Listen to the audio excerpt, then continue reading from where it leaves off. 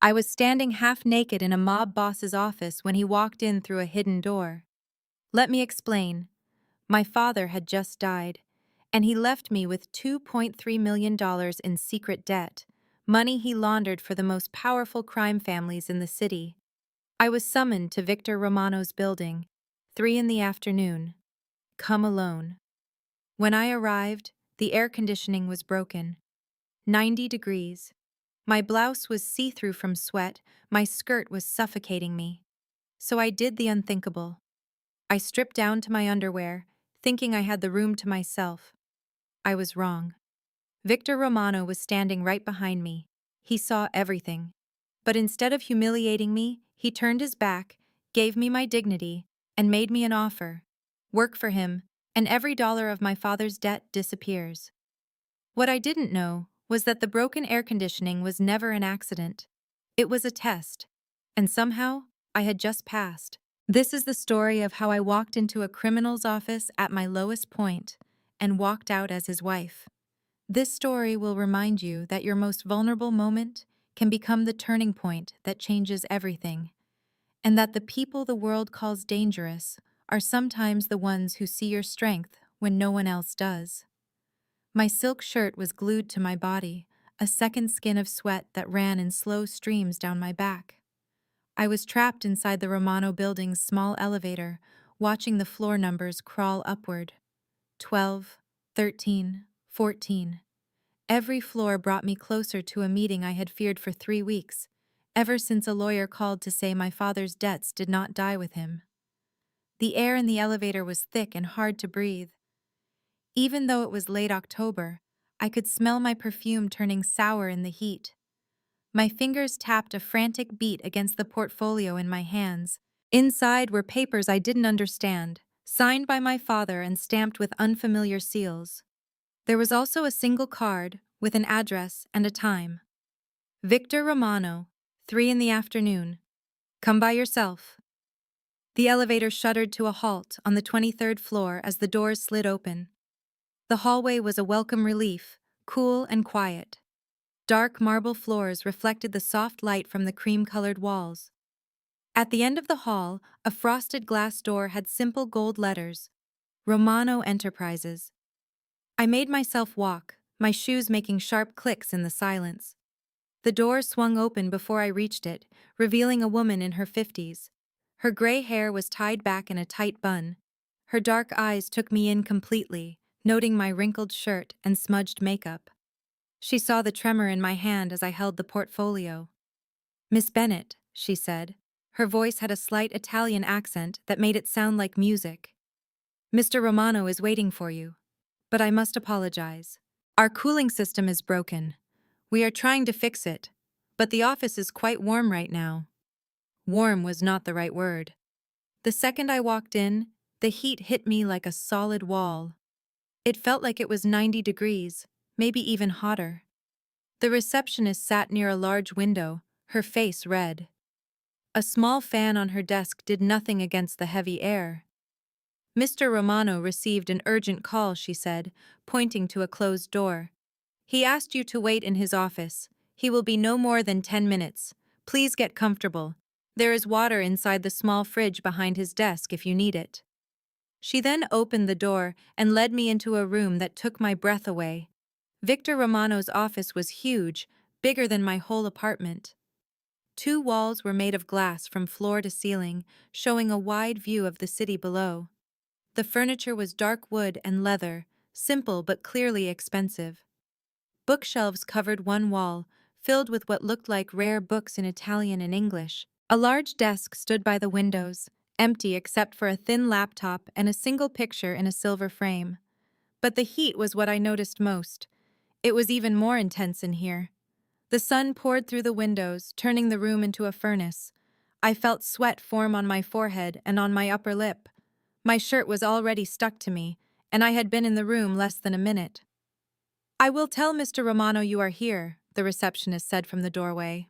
"Again, I am sorry about the temperature. Please take some water." The door clicked shut, and I was by myself. I put my portfolio on a leather chair and walked to the windows, thinking the air might be cooler there. It was not. It felt hotter, with the sun beating down without mercy. I saw my own reflection. My dark hair was coming loose, and my light-colored shirt had dark, damp spots. This was crazy. How could anyone function in this suffocating heat? I checked my watch. 3:05. He promised 10 minutes, which meant I had 5 more to endure this misery. My blouse was completely soaked and clung to my body. I could clearly see the shape of my bra, and my skirt felt like it was strangling my legs. An idea appeared in my mind. I should take something off to cool down, just for a moment. Nobody was here. I paused, looking at the closed door. The receptionist said he was on a call for at least 10 minutes. I was alone in this office, which felt like a sauna, baking inside my own clothes. Practicality fought with propriety for about 3 seconds, and the heat won. My fingers trembled as I unbuttoned my blouse, pulling the damp silk from my skin. The relief came instantly. The cool air touched my skin, and I actually sighed with pleasure. But that was not enough. The skirt had to come off too. It was made of wool, bought just for this meeting to look professional. Now it felt like a thick blanket wrapped around my thighs. I unzipped the skirt and let it fall to the floor. I stepped out of it and my shoes at the same time. Standing in Victor Romano's office wearing only my bra and underwear should have felt shameful. Instead, it felt necessary for survival. I walked back to the windows and pressed my hot forehead against the cooler glass. I let my eyes close for a second. This was not permanent. It was just a few minutes to cool down before he came back. I would hear the door. I would have time to get dressed. No one would ever know I was alone. A voice spoke from behind me, deep and with an accent, and far too close. My eyes snapped open. I turned around so fast my heart jumped into my throat. Victor Romano was standing not even 10 feet from me. He seemed to have come from nowhere. Then I saw it. A second door hidden by the bookshelves. It must have connected to another room. He was taller than I had imagined, well over 6 feet, and built like a man who spent his time in a gym. His dark hair was combed back from a handsome, serious face. He wore a dark gray suit that fit him perfectly, and his eyes, as dark as coffee, were locked on me. They moved over my body one time, seeing my state of undress with a look I could not understand. It was not shock or anger, it was something else. It was a look that created a different kind of heat inside me. I should have cried out, or grabbed my clothes, or said I was sorry. I should have done anything. But instead, I heard myself speak in a calm voice. I thought I was alone. A small change happened in his dark eyes. Maybe it was surprise, or maybe it was respect. A tiny smile touched his lips. Clearly, he said, his Italian accent making the words sound smooth, and clearly, my air conditioning broke at the worst possible time. He then walked to his desk with an easy confidence, turning his back to me on purpose. "You should probably get dressed, Miss Bennet. We need to talk about business." His calm words, and the way he gave me privacy, made the situation feel less terrible. My hands were shaking as I grabbed my clothes. I put on the damp shirt and skirt as fast as I could. I struggled with the buttons, knowing he was standing right there. His back was still to me, a courtesy I did not expect. "I am sorry about the condition of the office," he said, his voice easily filling the room. "The cooling system was sabotaged this morning. It was a message from people who are unhappy with some of my choices." Sabotaged. That word hung in the air. This was not just a broken machine. This was a warning, a display of force. It was a sign that Victor Romano lived in a world where even the temperature could be used as a weapon. "I am dressed," I said, my voice stronger than I felt. He turned around. I prepared myself for a joke or a rude remark, but he just pointed to one of the leather chairs. "Please sit. Do you want more water?" "I have some in my personal fridge that is actually cold." I just nodded, unable to speak. He got 2 bottles and gave one to me. Then he sat in the chair across from me, not behind his desk. That small action seemed important. It removed the barrier of power his desk created. "Now," he said, opening his water bottle slowly. Let us talk about your father's debts, Miss Bennet. And maybe, if you agree, we can discover a solution that will help both of us. The way he said help made my stomach tighten. I took a long drink of water, giving myself a moment to process. This meeting had already gone in a direction I never expected. I had no idea what would happen next. There was one undeniable fact. Victor Romano witnessed me at my absolute lowest, exposed and defenseless. He could have used that against me, but instead, he restored my dignity. That gesture held weight, though I could not yet measure it. I am listening, I said, finding a courage I did not feel to meet his intense gaze. Tell me what you are proposing. Condensation slicked the water bottle in my grip as Victor Romano detailed my father's secret life. Every new piece of information felt like a physical strike. Fragments of a puzzle I never knew was missing snapped into a terrible, clear picture. Your father, Thomas Bennet, was a very capable man, Victor stated, his tone flat but not cruel. He had a genius for making money vanish, for erasing paper trails, for building accounts that were ghosts. For 15 years, he served many organizations in this city, mine included. He was an accountant, I managed, my voice thin, even as I sensed the truth. He ran a small firm, preparing taxes and keeping books for local shops. He was both things, Victor corrected softly. The public business was legitimate, but it was also the ideal camouflage for his other activities, and he excelled at those other activities. My hands trembled as I placed the water bottle on the table between us. The debt, I asked. How large is it? $2.3 million. The figure was so immense it felt like a fantasy. A frantic laugh escaped me, echoing in the huge office. That is not possible. I do not have that kind of money. I have no money at all. My father left me 3 properties, each one mortgaged completely, and a car worth maybe $5,000. I am aware of that. Victor leaned in, his forearms on his knees. He looked perfectly cool in the stifling heat, utterly unruffled. The debt is owed to 5 separate groups. I have already acquired 4 of the claims. My head jerked up. You purchased my father's debts. I brought them together. It is a cleaner, more efficient arrangement. Instead of facing 5 different lenders, you now face only one. Me. And the 5th party. His face hardened just slightly. The Castellano family. Marco Castellano, to be exact. He is resistant to selling. That name registered immediately. I recognized it from news reports. It was always tied to words like alleged and suspected, but never to a conviction. The Castellanos were old money, old influence, the type of family you read about on society pages while hearing whispers of their real business. Why are you doing this? I demanded, torn between confusion and distrust. Buying up a dead man's obligations? You have no idea who I am, and my father is gone. You cannot collect from a dead man. No, Victor conceded, but I can get something far more precious from his daughter. And there it was. The price, the true purpose of our meeting. I sat taller, steeling myself for the impossible request I knew was coming. What is it you want? Your skills. I blinked. My what?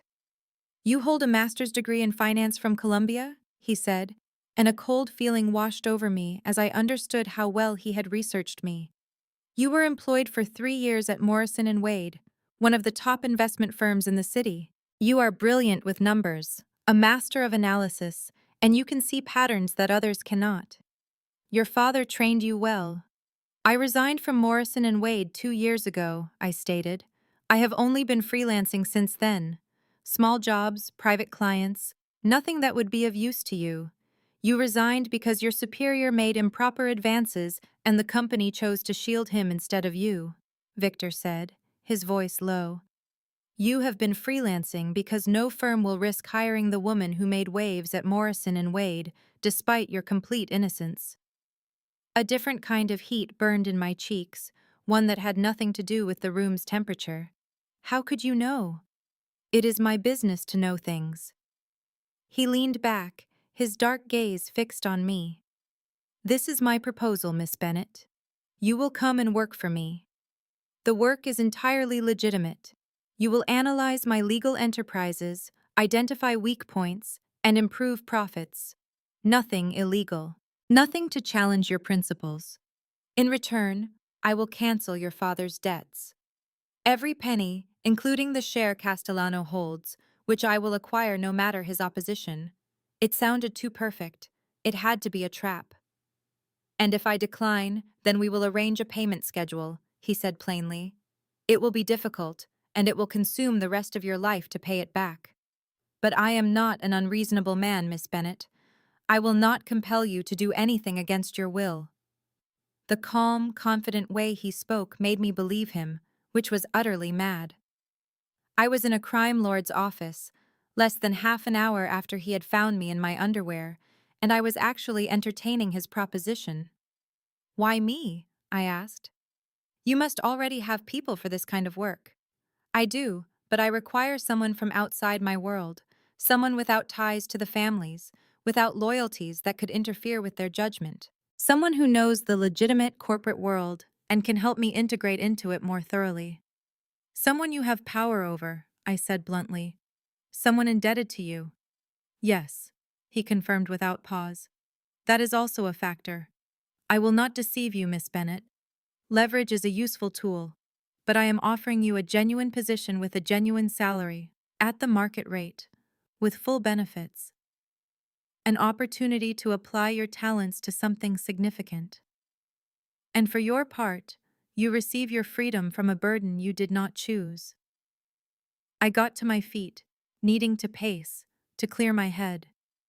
The heat felt heavy, making it difficult to breathe, to think clearly. I walked back to the windows, looking out at the city, but seeing nothing. Behind me, I heard Victor stand. A second later, a soft click was followed by a wonderful wave of cool air. I spun around to see him by a section of the wall I had not seen before. It was a manual control for the air conditioning. "It works now," I said, feeling foolish. "I had it repaired an hour ago," he confessed, and a shadow of what looked like regret passed over his face. "I wanted to observe how you managed discomfort, how you performed under strain." "I apologize. It was manipulative." "You are absolutely right, it was." Anger ignited inside me, sharp and fierce. "You engineered this entire impossible scenario, you watched me strip down as some kind of evaluation, and now you admit it was a setup." "Not entirely." He stepped toward me, and I held my ground. "I planned the heat. I did not plan for you to be so bold or so sensible as to remove your clothing. I did not plan to find myself respecting that bravery, that utter lack of phoniness. Most people would have just sat and suffered to keep up appearances. You did the logical thing. So this was just some kind of test?" My hands balled into fists. "Take off your clothes and prove you can handle pressure." "A test?" "Yes. Your clothes?" "No." His voice grew softer. "That was all you, Miss Bennet, and it revealed more about your character than any resume ever could. You are logical. You are courageous. You maintain your clarity when stressed, and you are not restricted by social norms. Those are precisely the traits I require." The cool air was clearing my thoughts, letting me see past the rage and humiliation. If I accept this, if I take this job, I need conditions. I need firm lines between what is legal and what is not. I will not participate in any criminal activity. Agreed. And I require protection. Working for you, being linked to your name, makes me a target for your rivals, for the Castellanos, for anyone who has a problem with you. You will be provided security, with drivers and escorts as needed. A full system will be in place to keep you safe. I need a written contract, with all the terms laid out. My attorney will draft it for you by tomorrow. I searched his face, hunting for the trick, for the trap that I knew must be there. But I only saw patience and an unfamiliar kind of respect. He was addressing me as a peer, as a professional, even though he had seen me in my underwear not an hour before. "One last condition," I said. "That moment when you came in. It is not to be mentioned again. It is erased from your memory and from mine. A flicker of something moved in his dark eyes. If that is your wish. It is. Then it is forgotten. He held out his hand. Do we have an agreement, Miss Bennet? I stared at his hand, at the powerful fingers and the understated platinum watch. I saw the olive tone of his skin that hinted at Mediterranean roots. This was a contract with the devil. I was certain of it. Working for Victor Romano would reshape my life in ways I could not even imagine. But my only other choice was to be crushed by a debt that was never mine, to spend my entire life atoning for my father's choices. I took his hand. His grip was strong and warm, his fingers wrapping around mine with an unexpected gentleness. We have a deal, Mr. Romano. Victor, he said, the hint of a smile on his face. If we are to be colleagues, we should use first names, and do not hesitate to call me before our meeting tomorrow. My assistant will provide my personal number. He let go of my hand, but I could still feel his warmth. I picked up my portfolio, suddenly needing to escape the office and the chaotic storm of feelings inside me. Miss Bennet, Victor said just as I got to the door. I looked back. Isa. He spoke my first name, the sound of it strange from him. He told me my bravery had been remarkable, that few people could face a situation like that with such composure. I could not form words in reply, so I gave a small nod. I walked past the receptionist, whose eyes were full of pity, and into the wonderful cool of the hallway. The reality of what had occurred did not hit me until I was alone in the elevator, watching the floor numbers decrease. I had visited Victor Romano's office to plead for mercy over debts I could never repay. Instead, I was exposed, hired, and somehow left feeling as if I held all the power. My phone vibrated with a message from a number I did not know. Looking forward to working with you, V. I looked at the text, at that single letter that felt so strangely personal. This was insane. This was a terrible risk. This was very likely the biggest mistake of my entire life. Why, then, did a part of me think it might be the best thing I had ever done? The employment agreement was delivered to my home the following morning by a man in a costly suit who said only that he was Mr. Romano's lawyer. It was a document of 37 pages filled with complicated legal terms. Yet 3 facts stood out immediately. The pay was 3 times what I had earned at Morrison & Wade. The benefits package was superior to anything I had encountered in corporate America. And one particular clause made me hold my breath. The employee must maintain complete secrecy about all company affairs, both lawful and otherwise, that she might learn of during her employment. In return, the employer promised the employee would never have to take part in, assist with, or have any first-hand knowledge of illegal acts. It was both a fortress and a trap. Victor was shielding me from his world, but demanding my silence in exchange. I should have felt pure terror, but what I felt was something closer to calm. He was honoring his promise. I placed my signature on the 15th page and dialed the number printed on the contract's final sheet. Romano Enterprises. A woman's voice, warm yet formal, answered. My name is Isa Bennet. I need to speak with Victor Romano. Please hold, Miss Bennet. The music was classical, an elegant Italian piece I had never heard before. Then I heard Victor's voice, which sounded deeper than I recalled. Isa, I assume the contract arrived. I have it in front of me now. It is extremely detailed. I wanted to prevent any confusion. There was a brief silence. Do you have any questions? Only one. When do I begin? The quiet on his end of the line lasted for several long moments. When he finally answered, I could detect a smile in his tone.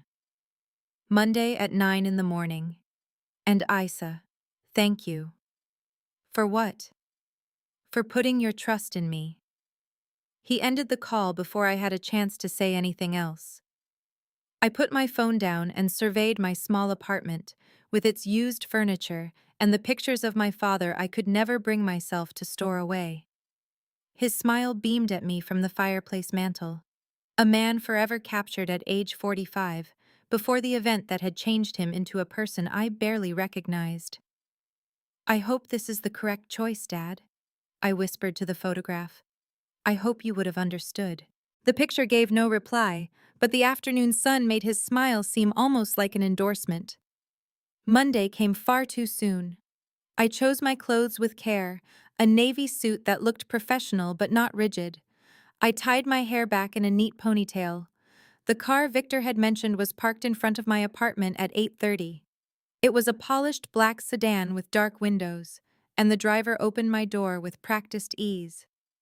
"Miss Bennett, my name is Carlo. I will be your main driver." He looked to be around 50, with dark hair showing streaks of silver and gentle eyes that folded at the corners when he smiled. There was something about him that was instantly calming. "Thank you, Carlo. You can just call me Isa. As you prefer, Miss Isa." He shut my door and walked to the front of the car. "Mr. Romano wanted me to tell you that they are setting up your office this morning.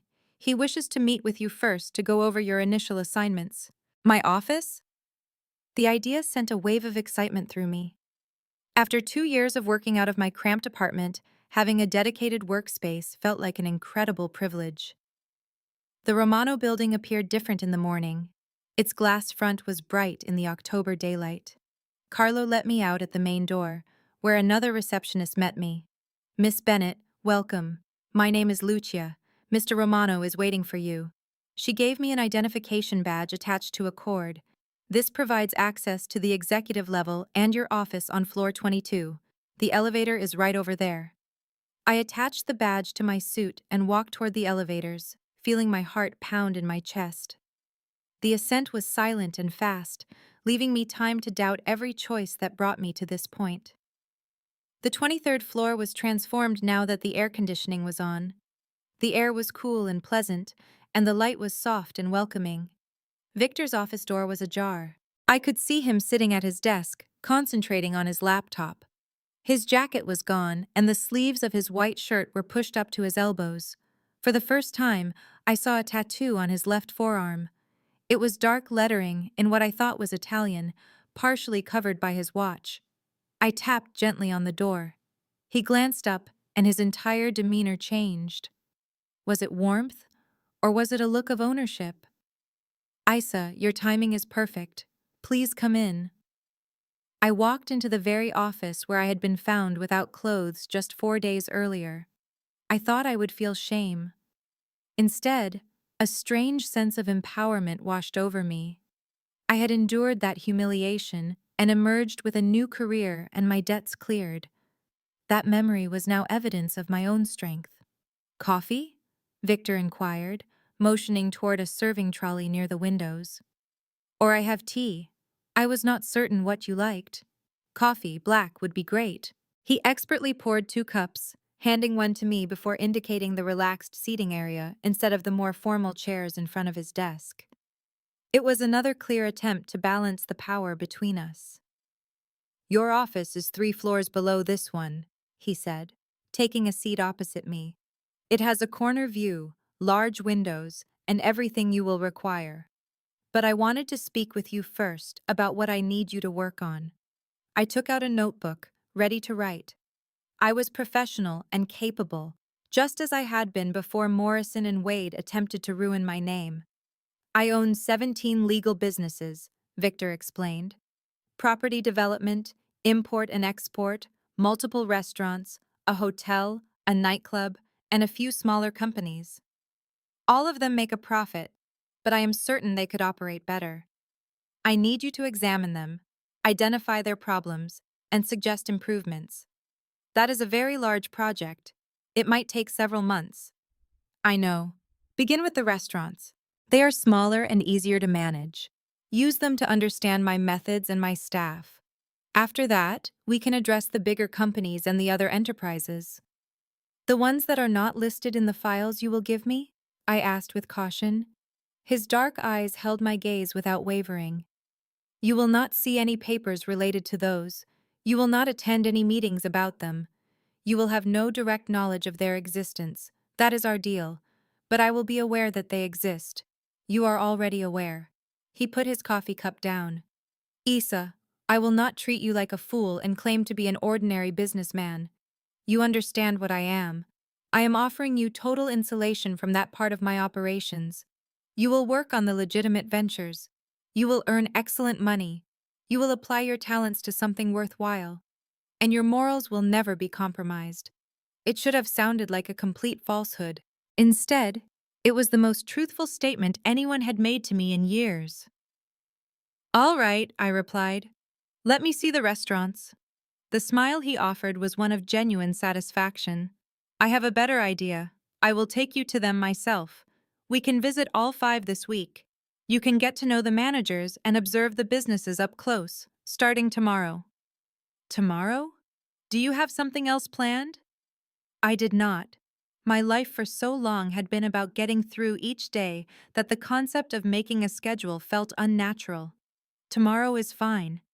Victor got to his feet, and I knew the meeting had ended. Lucia will take you to your office and provide you with everything you need. If you have any questions, my private number is already saved in your phone. My phone?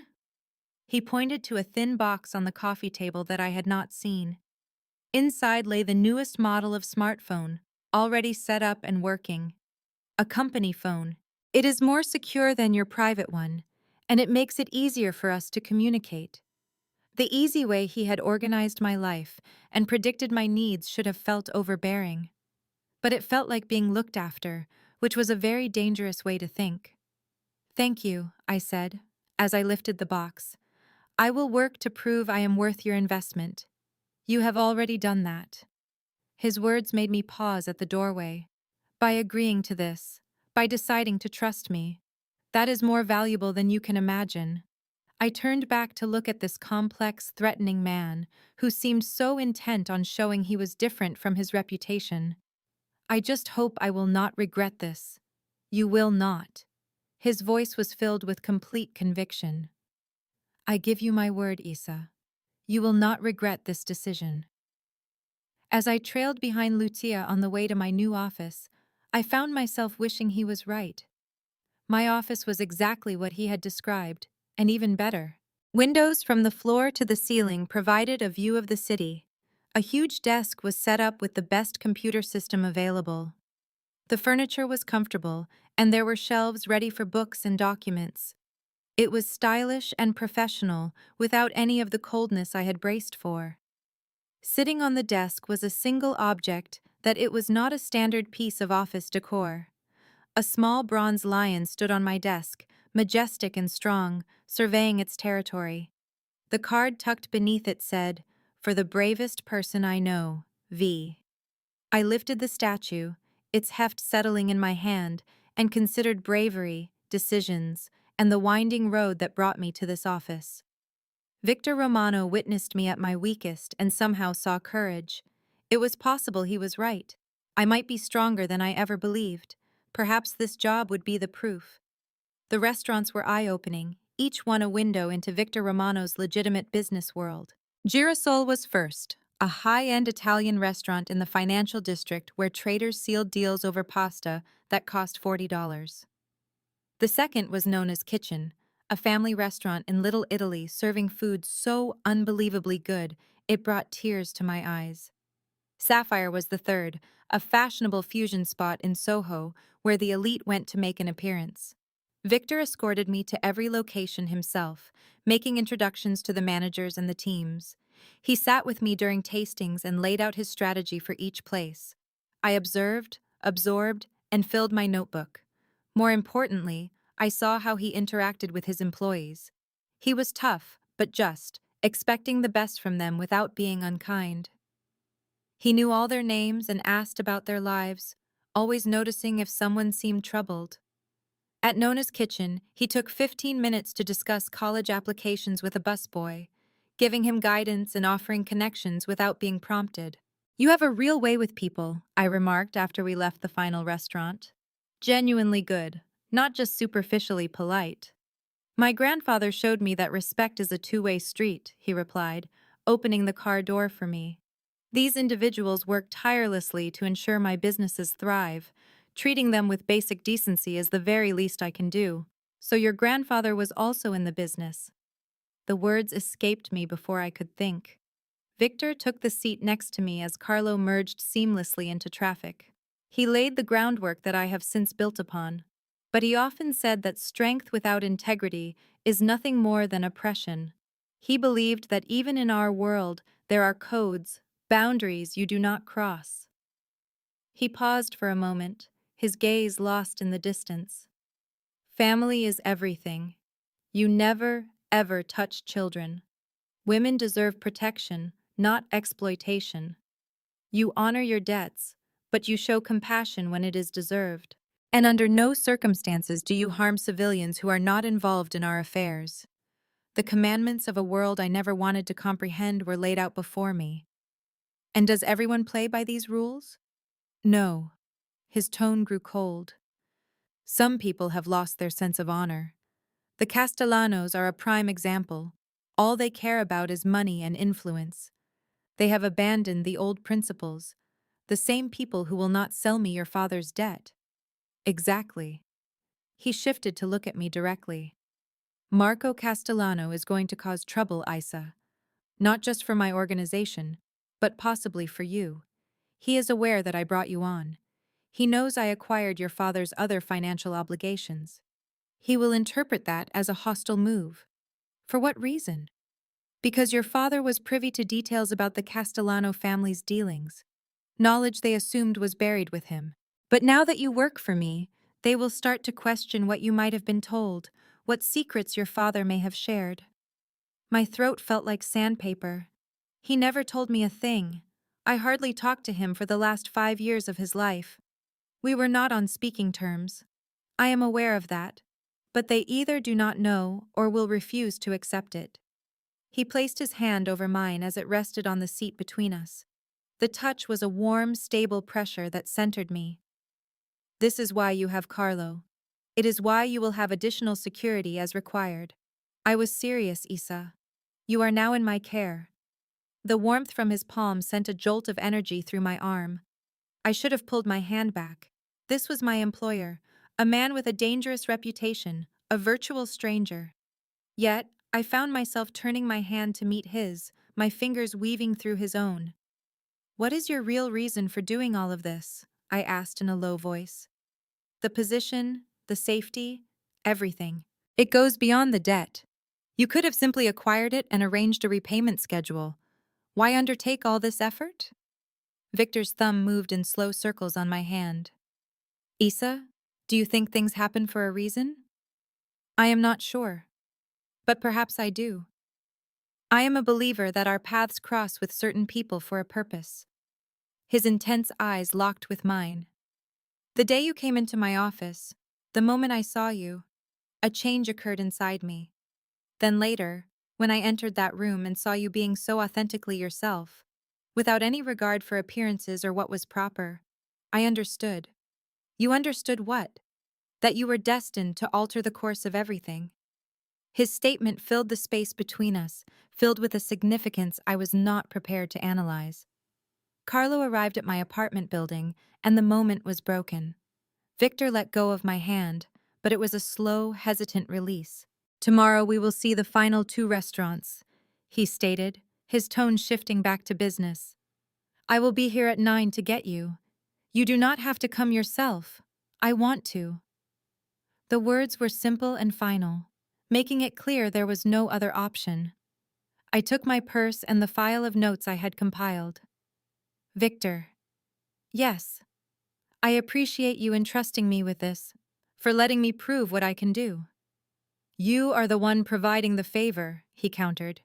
Never let that slip your mind, Isa. You hold leverage in this situation as well. Riding the elevator to my apartment, I considered leverage and safety, and the feeling of his hand holding mine. Things were becoming complex in a way I had not foreseen. Victor Romano was supposed to be my employer, the man holding my debt, the dangerous figure I worked for because I had no choice. He was not supposed to make my heart pound whenever he glanced my way. He was not supposed to be considerate and watchful and unexpectedly gentle. He was not supposed to see me, to truly perceive who I was, in a manner no one had in a long time. But he was doing all of those things, and heaven help me, I was beginning to crave something more. The following 2 weeks passed in a whirlwind of site visits, financial breakdowns, and conversations with Victor that grew more intimate by the day. He collected me most mornings, often with a coffee made precisely to my liking, though I had never shared my order with him. He would linger late in my office as we went over my analyses, debated plans, and talked about topics ranging from business and literature to our earliest memories. I found out his mother passed away when he was 12, and that his father prepared him to lead the family enterprise with strict discipline and unattainable expectations.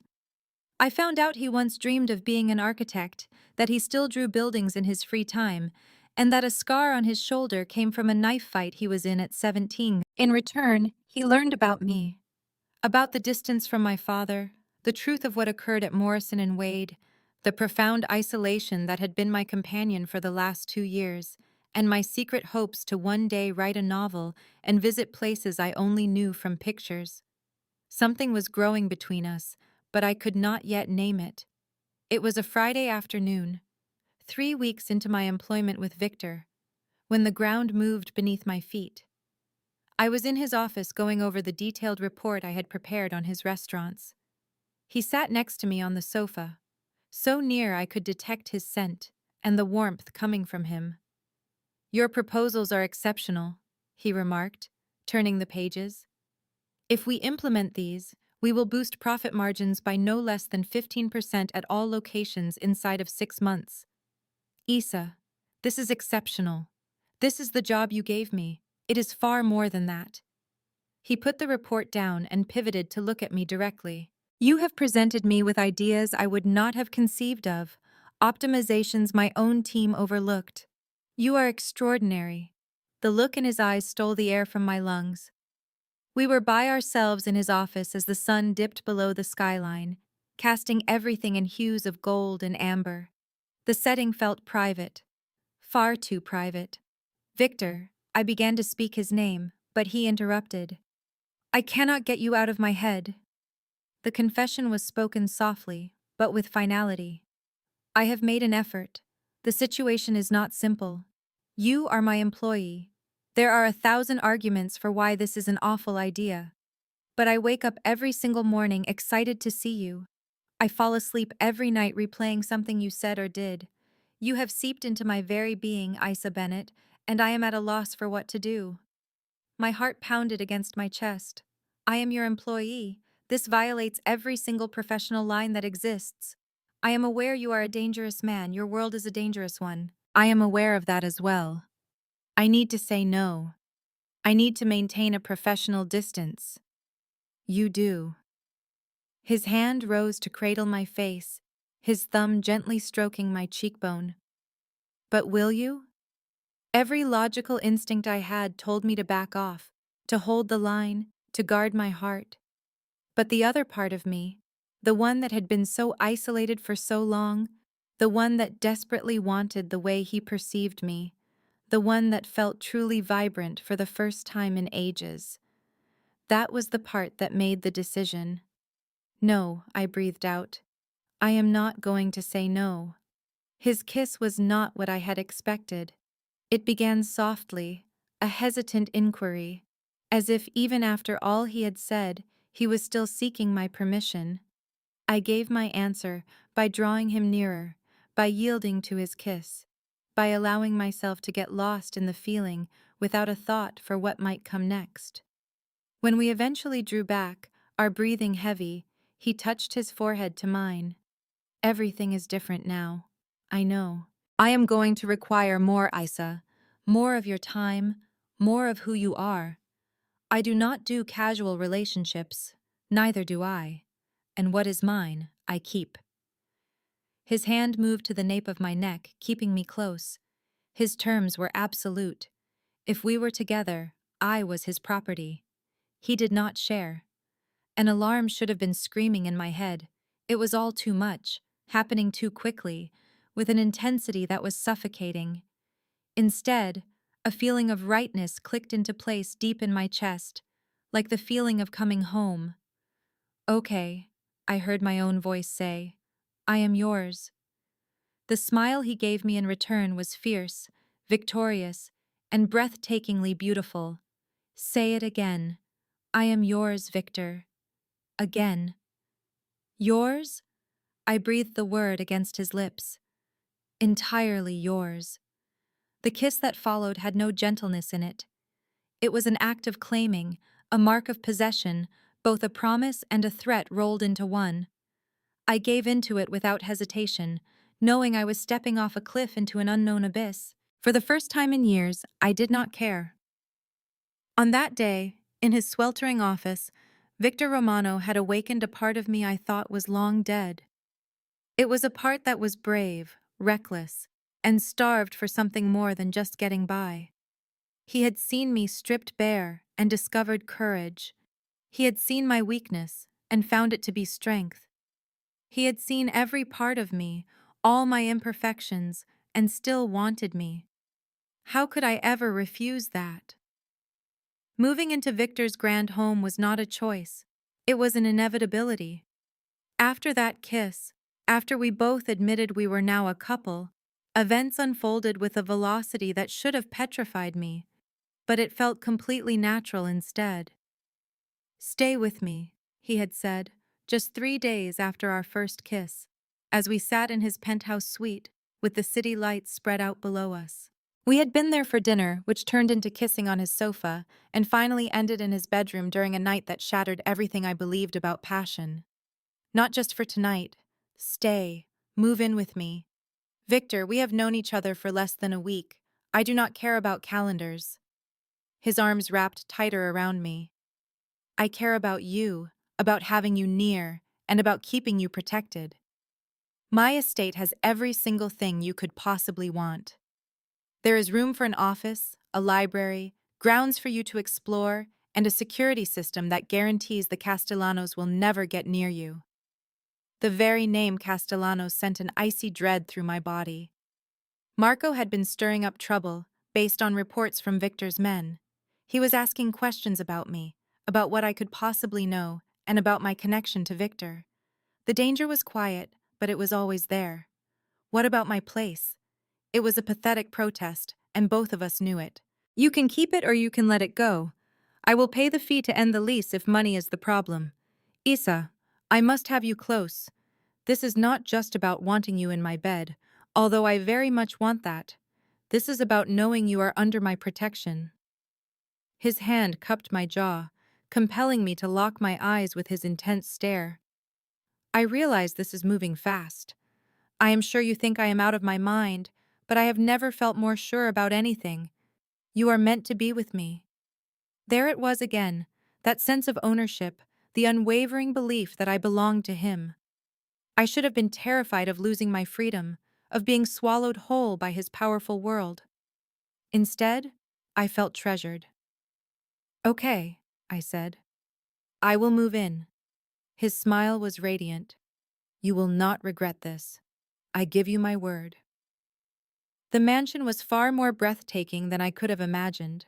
It was located 20 minutes from the city, situated on 10 acres of perfectly groomed land.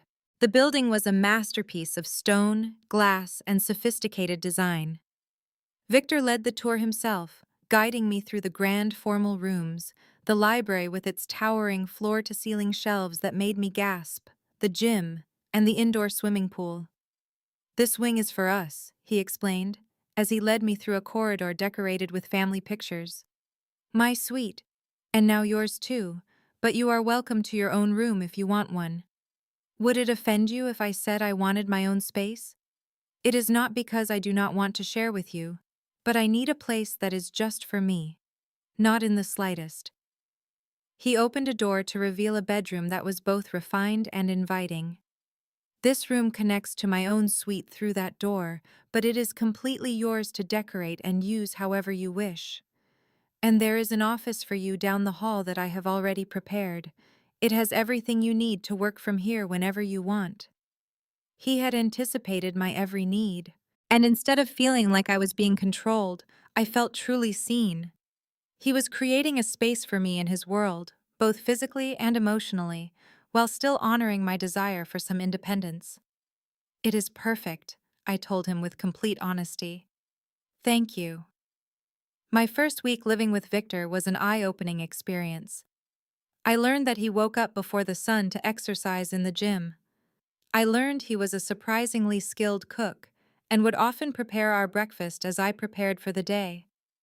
I learned that in private, he was incredibly affectionate, constantly seeking ways to touch me, to kiss me, or to hold me close. But I also saw the other aspect of his existence, the one he swore he would keep me away from. There were late-night phone calls that he took in his office behind a firmly closed door. There were meetings in the house with men whose names I did not know and never dared to ask. I saw the way his face would sometimes transform from the warm man I was with to a person who was cold and dangerous. "You see it now," he said to me one evening. He found me in the library right after one of those meetings. The other version of me. I always knew he existed. Knowing and seeing are two different things. He joined me on the sofa, pulling me to his side. "Is it more than you can handle? Do you want to go?" "No." And I was telling the truth. I understood what I was getting myself into, Victor. You have never concealed your true nature. But you also never ask me to get involved. Why is that? I shifted to face him. Because you gave me your word that I would not have to be a part of that world. And I trust you will honor that word. What you do in those meetings, and who those men are, is your concern. My focus is on the restaurants, the properties, and making sure your legal businesses operate without issue. And if the Castellanos make a move, if my life is in danger, then I trust that you will protect me. That is the promise you made, correct? Protection. His arms constricted around me. Always. Whatever the cost, Isa, I will keep you safe. The conviction in his voice sent a shiver down my spine. I believe you. Good. He gently kissed my temple. Because I am going to need your complete and total trust very soon. Marco Castellano has consented to a meeting with me to discuss selling the last part of your father's debt. Why would he agree to that now? He has refused for weeks. Because I am bringing you with me. Victor's tone was deliberate. He wants to meet Thomas Bennett's daughter to judge if you pose a risk, to see if you possess any information that could harm his family. And I am going to allow him to believe he is running the meeting, while I finalize the purchase. A spike of pure fear shot through me. Victor, I do not know a thing. My father and I hardly ever spoke, I know. And that is exactly what you will tell Castellano if he asks. You will be charming, you will be professional, and you will be completely persuasive that Thomas Bennett's secrets were buried with him. And if I am not persuasive? His face grew hard. Then I will make it abundantly clear that you are under my protection, and any threat against you is a threat against me. But I do not believe it will get to that point. Marco is intelligent enough to understand that starting a war based on a guess is bad for his operations. When? Tomorrow evening. Dinner at the Castellano estate. It is neutral territory, and public enough to keep us safe. I lived through the next day in a fog of anxious terror that even work could not distract me from. Victor had his staff deliver an evening dress to the house, a magnificent emerald green gown that fit me as if it were custom-made, which I suspected it was. "You are beautiful," he said when I came out of my room that night. He was dressed in a tuxedo, looking as though he belonged on the cover of a magazine. All sharp angles and lethal sophistication. I am so scared. Do not be. He drew me close, his hand resting on the small of my back. I will be right next to you for the entire night. Nothing will harm you, Isa. I give you my word. The Castellano estate was comparable to Victor's in its size and scale. But while Victor's home radiated warmth despite its size, Marco's was utterly cold. It was a space of marble, minimalist decor, and modern art that likely cost a fortune but had no soul. Marco Castellano himself was about 60 years old, with silver hair and cold eyes that sized me up the instant we entered. His wife, Teresa, possessed the kind of beauty that is created by expensive upkeep. She was a vision of designer labels, flawless hair, and a smile that was completely hollow. "Victor," Marco said, offering his hand, "I appreciate you coming. And this must be Isa Bennett. Your father performed excellent services for my family, my dear. His passing was a terrible loss." The effortless lie, the pretense that my father's work was entirely legal, made me clench my jaw, but I forced a smile and shook his hand. "Thank you, Mr. Castellano. That is very kind of you. Please call me Marco.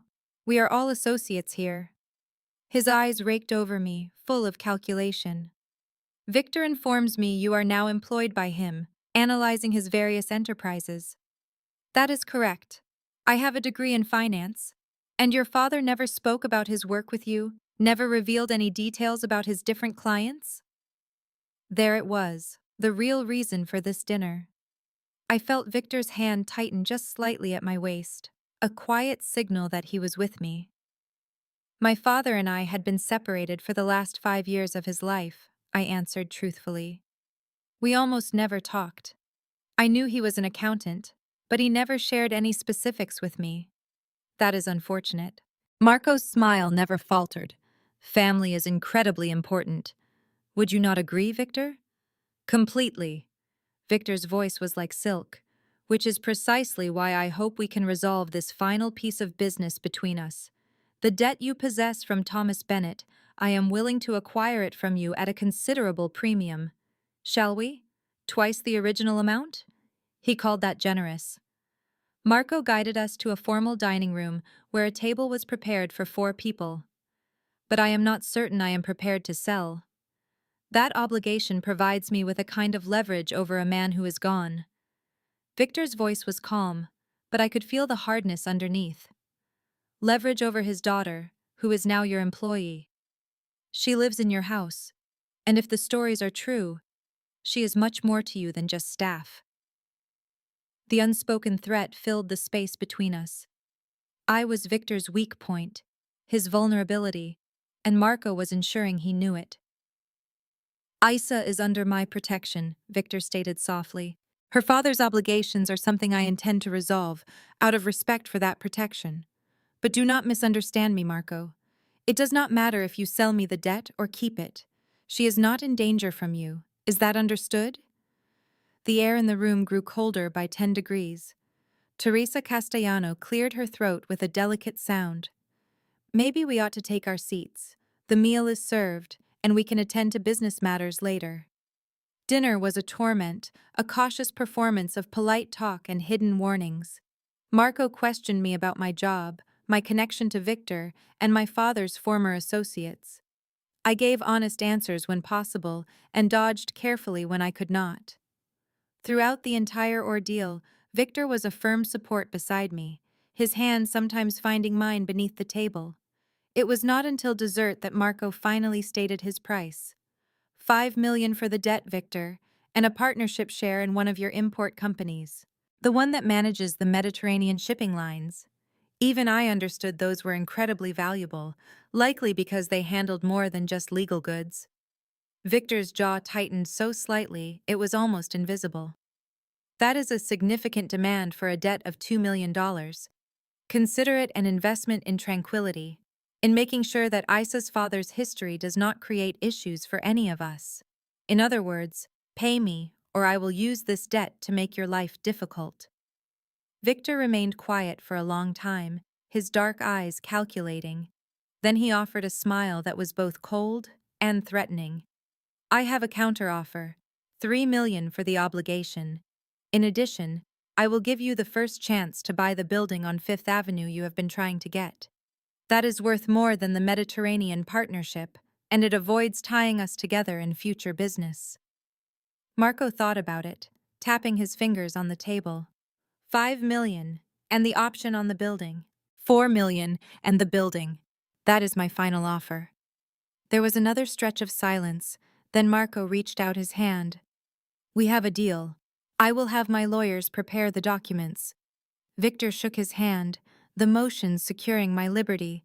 "I will need them by the end of the week." The car ride home was silent, with Victor holding my hand firmly. When we finally passed through the gates of his property, he looked at me. "Are you all right?" "I believe so. That was very stressful. You were flawless. You struck the perfect balance between openness and caution." He held my face between his hands. "And in under a week, you will be entirely free from your father's debts. Every single one. $4 million, Victor. That is an enormous sum of money. It is worth it." His thumb gently brushed my lower lip. "You are worth it. Your sense of peace, your security, your release from responsibilities you never asked for. It is worth every single penny. I do not know how I can ever thank you. Marry me." The words hung between us in the air, stunning in their abruptness. I just stared at him, sure that I had heard him wrong. "What?" "Marry me?" he repeated, his tone completely serious. "I know this is sudden. I know we have only been seeing each other for a few weeks, but I am sure about you, Isa. More sure than I have been about anything in my life. You are the one for me. The person I want to see when I wake up. The one I want to share my life with. Marry me." This is insane. We hardly know one another. I know all the things that are important. I know that you are courageous and smart and compassionate. I know you inspire me to be a better man than I am. I know that since you entered my life, everything is brighter, more significant. And I know that I am completely and hopelessly in love with you. My breath hitched. I love you with a desperate, total feeling I did not believe I could have. His forehead came to rest against mine. "I get it if you need some time. I get it if this is too much, too soon. But I needed you to know how I feel. I want a future with you, Isa, if you will accept me." I reflected on the last few weeks, on how Victor had turned my world upside down in the most wonderful way. How he had witnessed my lowest point and saw strength in it. How he had restored my career, my self-assurance, my feeling of self-worth. How he made me feel protected and pushed and so incredibly alive all at once. "Yes," I heard my own voice say. "Yes, Victor, I will marry you." The kiss he gave me then was both fierce and gentle, filled with promises for our future. When we were finally inside the house, he took me directly to his bedroom, and we solidified our engagement in the most fundamental way. Later, as I was held in his arms with my head on his chest, I felt his hand come to rest on my stomach. "One day," he whispered, "children, a whole family, everything I never thought I would desire until I found you." One day I agreed. I. But a feeling deep inside me suggested that day could arrive sooner than we imagined. The wedding was a small event, with just 20 guests in the library of Victor's estate, held exactly 3 weeks after he proposed. We chose an intimate gathering over the large, extravagant celebration that a man of Victor's status would typically host. His logic was straightforward. This is for us. It is not about business or strategic ties or impressing the other families. Only us. I wore a plain ivory gown that was elegant without being flashy, and my hair was down just as Victor liked it. He waited at the temporary altar in a charcoal suit, gazing at me as if I was the only other person on earth. And when we spoke our vows, when I pledged to love and honor this dangerous, complex, amazing man, I meant every single word. "I promise to keep you safe," Victor said as he placed a platinum ring on my finger. "To honor you, to bring you laughter each day, to provide the life you are meant to have. You are my heart, Isa. Everything I do from this moment on is for you." "I promise to be your partner," I responded, my voice holding firm even as tears fell down my cheeks. "To have faith in you, to challenge you, to love you no matter what we face. You gave me back to myself, Victor, and I give that self to you without reservation." When the officiant declared us husband and wife, Victor kissed me with a tenderness so profound that a few people in our small audience audibly sighed. And just like that, it was official.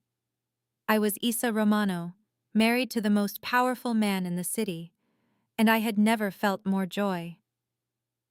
The reception took place in the formal dining room, featuring dishes from all 5 of the restaurants we had visited together. It was perfect, private, and exactly what we both desired. But the thing I recall most clearly was how Victor constantly touched me. Small acts of affection and ownership. His hand on my waist, his fingers intertwined with my own, his lips brushing against my temple. "You are truly mine now," he whispered, while we had our first dance. "Isa Romano, my wife." "And you are mine," I answered. "My husband, my partner, my love. Forever," he vowed, "regardless of what happens." 3 weeks later, I learned just how quickly our forever was starting. I had been feeling unwell for several days. It was nothing serious, just fatigue and a slight feeling of nausea. I assumed it was from the stress of work and the whirlwind of our wedding. But as the sickness lingered, I began to count the days. The home pregnancy test I bought casually showed a positive result. So did the second one, and the third. I sat on the bathroom floor, looking at those 3 positive tests, trying to grasp what it all meant. We had discussed having children one day, but that had always felt like a distant, abstract idea. This was real, happening now, both terrifying and incredible at the same time. "Isa!" Victor's voice called from the bedroom. "Are you all right?" I walked out of the bathroom, holding the test in my hand. He saw my expression and was by my side in 3 quick steps. "What is it? Are you unwell? Do you want me to call the doctor?" For an answer, I simply held up the tests. He looked at them, confused for a moment. Then his face changed completely as he understood. "You are pregnant. About 6 weeks along, I believe, starting from just after I moved in." "You are pregnant," he said again, as if he had to repeat it to believe it. And then he was laughing, lifting me into his arms and spinning me around with a happiness so pure that I had to laugh along with him. "We are having a baby, Isa. We are going to have a baby. Are you happy?" I asked, although his celebration made the answer clear. "Happy?" "I am beyond thrilled. Scared, but thrilled." He set me down carefully, his hand moving to my stomach, which was still flat. "A baby. Our baby. This is wonderful. You are wonderful. It is happening so fast. We have only been married for 3 weeks. So what? We knew this was what we wanted eventually. Now eventually is just a little sooner. I am not complaining." His thumb drew circles on my stomach. "Isa Romano, you never cease to astonish me." The pregnancy went on without issue, and as it did, I settled more into Victor's world. The legitimate companies flourished with me in charge, with profits growing beyond what even he had hoped for. I hired new people and let others go, handled contracts, and made choices that impacted hundreds of workers. And Victor had complete faith in me, granting me total control to manage things as I thought best. But I also saw more of his other life, the way others showed him respect, the quiet meetings, the calls that came at strange hours. I did not ask questions, but I knew the truth of our existence. Victor Romano was a powerful man in ways that extended far beyond normal business. I was his wife, his public partner, and his refuge from the darker parts of his life. 6 months into my pregnancy, I made a choice. "I want to create a foundation," I told Victor during dinner. "It would use some of the restaurant profits for community centers, school programs, and support for women escaping abuse. It would be for things that truly help people." Victor put his fork down and looked at me. "You want to contribute. I want to do something important with the advantages we have. You gave me everything, Victor. You gave me a career, freedom from debt, your love, and this child. Let me use our position to help other people. What is your timeline? We can begin small. One center near Nona's kitchen could be the first. We can use it as a test to see what is effective, and then grow from there." He was silent for a bit, his dark eyes filled with thought. "A foundation with your name. Isa Romano Community Services. I will provide all the funding. You will manage it exactly as you want. Victor, I cannot ask you to do that. You are not asking, I am offering. He reached over the table and held my hand. You want to make a real change for people who are in need. How could I ever refuse that? It shows everyone exactly who you are, and who we are as a family. It will be very expensive. I have money, Isa. It is more than we could use in 3 lifetimes. Let us use it for a good purpose. His smile was gentle. Our child will know that their mother created something important, that she helped people, and made the world a better place. That is important to me. I walked around the table and kissed him, feeling overwhelmed with thanks and love. Have I told you recently that you are wonderful? Tell me again. You are wonderful, even when you are a slightly controlling, overprotective, and possessive mafia boss. Especially then, he said, gently pulling me onto his lap. His hand rested on my round belly, and our baby kicked against his palm. She is very active tonight. She is always active when you are close. I believe she knows your voice. Good. She needs to know her father. He kissed my stomach. Hello, little one. Your mother and I are making a world for you. It will be safer, better, and full of opportunity. Watching him speak to our unborn daughter, I felt a sense of peace inside my chest. This was correct. All of it. The unusual start, the quick development, the complex truth of our life. This was exactly the place I was meant to be. The foundation started 2 months before she was due, and it was a success from the beginning. We provided after-school activities, job training, support meetings, and legal help clinics. In just a few weeks, the center was always full. It served hundreds of people who were desperate for assistance. I continued to work until my 37th week, when Victor finally insisted I stop. You are finished, he declared. He found me at my desk, looking at grant applications. The baby might arrive any day, and you must get some rest. I am fine. You are tired, and our daughter will come when she is ready. It does not matter if you finish those papers or not. He gently took the documents from my hands. Delegate, Isa. That is why you have a team. He was correct, of course. I had been pushing myself too much, attempting to do it all on my own. Okay, I will work from my house. I will only do emails and phone calls. It is even better if you rest, read books, walk in the garden, and get ready for the baby. Let other people manage the daily work. When did you get so demanding? I have always been demanding. You just happen to enjoy it most of the time. I could not disagree with him. So, I spent the final weeks of my pregnancy in a strange and peaceful state. I prepared our home, decorated the nursery, and dreamed of the life we were creating. Then, on a Tuesday morning, just 3 days before my due date, my water broke. The labor was long and hard. It was 20 hours of pain that made me curse Victor's name several times. But he did not leave me, not even for a minute. He held my hand, wiped my forehead, and supported me through every single contraction. You are doing so well, he told me during one terrible wave of pain. You are the strongest person I have ever known. I hate you, I managed to say. I know, you can hate me, just continue to breathe. When our daughter finally came into the world, crying her anger at everything, I finally knew what people meant by love at first sight. She was perfect. She was small and red and completely perfect. A girl, the doctor said as he placed her on my chest. Congratulations. Victor's hand was shaking when he touched her small head. She is beautiful, Isa. She is just so beautiful. She has your eyes, I whispered. I stared into dark eyes that were already trying to focus on my face. Look, she is looking right at you.